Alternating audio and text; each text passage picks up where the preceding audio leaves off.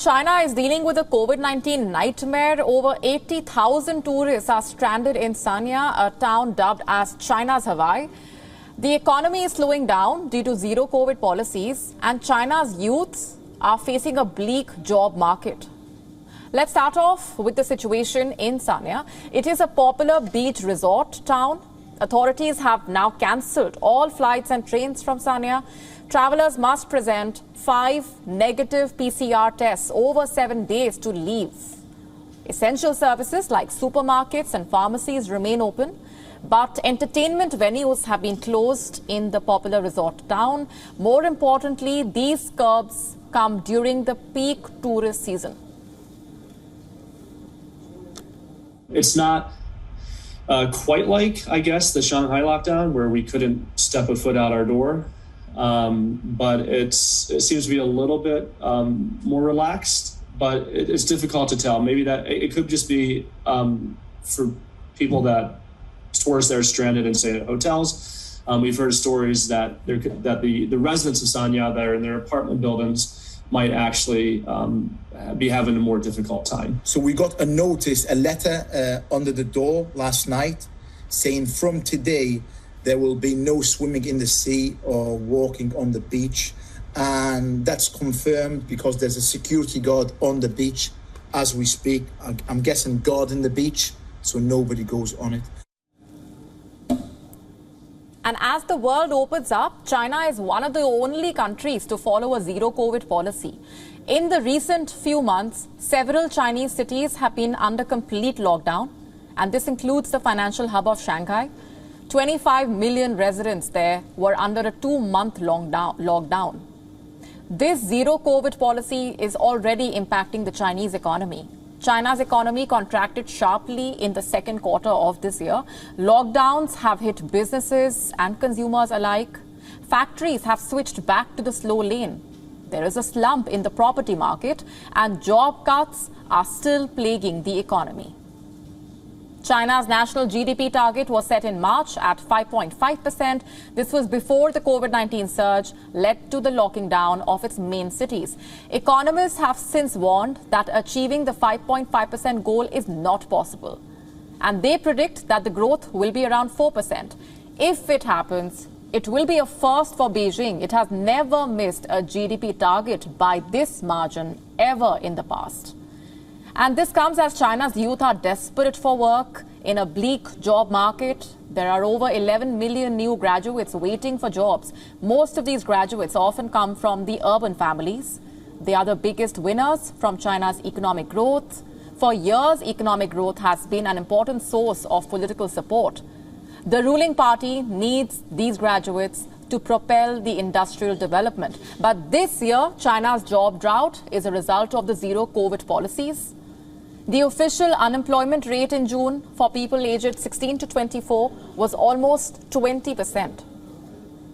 Premier Li Keqiang says the government hopes to generate 13 million new jobs this year, but he did not mention how many jobs might be lost to companies closing.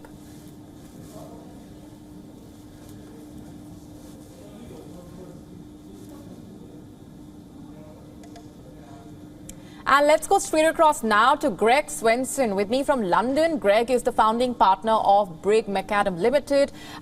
Greg, let me begin by asking you for your assessment of the impact that China's zero COVID policies have had. The economy is slowing down due to these policies. Chinese youth facing a bleak job market as well. Yes, it's a great point that you made in your introduction. This is devastating for the Chinese people and the Chinese economy.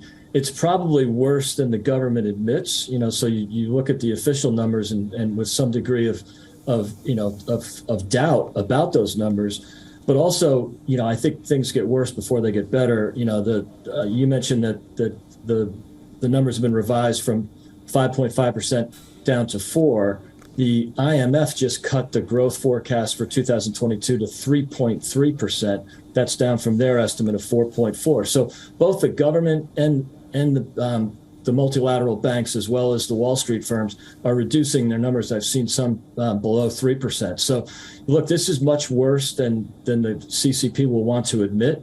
and I think it gets worse before it gets better. You mentioned the property market correction, that's for sure, that the youth unemployment. This is a cycle that will continue to challenge economic growth. There is some inflation, and because they actually want to hit a 3% inflation target. There was some inflation, but it's mostly from food and energy. So if you exclude food and energy and just look at core inflation, it's only 0.8%. From July. That's the lowest in 14 months. So they have some real challenges ahead. Right. Premier Li Keqiang has said the government hopes to generate 13 million new jobs this year. How realistic is this target given the current circumstances and given how there has been a COVID-19 surge, like we've just been talking about the tourist hub of Sanya, for example. But he did not also mention how many jobs might be lost to the companies that are closing.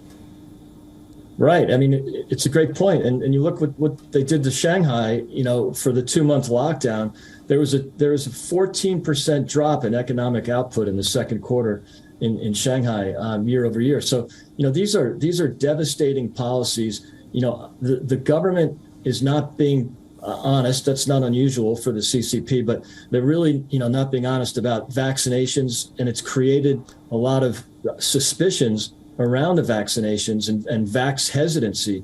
So, given the history of scandals, the lack of data that's reliable, and then, of course, you have the fact that the CCP leadership finally sent out a statement that they were vaccinated with Chinese vaccines. I tend to doubt that. There's really no proof. They don't have photos like you see Western leaders receiving the vaccination.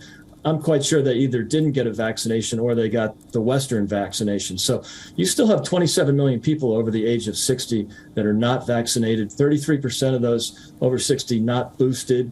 The Chinese vaccinations really require at least 3 shots to be effective. 25% of people in China over 80 have had no doses at all, and 60% over 80 have not had the booster shot. So they've got some real challenges ahead. I don't think they're being honest about it. They also don't understand that lockdowns don't work. All you're doing is really effectively delaying that. That's also created some vax hesitancy in itself because the people tend to think that they can't get the disease or the virus because they're doing such a great job with lockdowns. We saw this in Australia. It doesn't work. Ultimately, herd immunity is the only real solution, as you've seen in the West. And the last thing I should mention is, that the Australians went through this as well. The longer you postpone it, the worse it is. And I think that you've seen in the West, lockdowns don't necessarily work, but the Chinese have this authoritarian model, so they can afford to try that. They know there's no free elections that they have to worry about coming up anytime soon. So, and I do think they have some challenges in the healthcare system with the number of ICU beds per population is very low compared to the West. Right. Greg, we're leaving it there for the moment. Thanks very much for being here. Thanks for having me. Thanks. WION now available in your country. Download the app now. Get all the news on the move.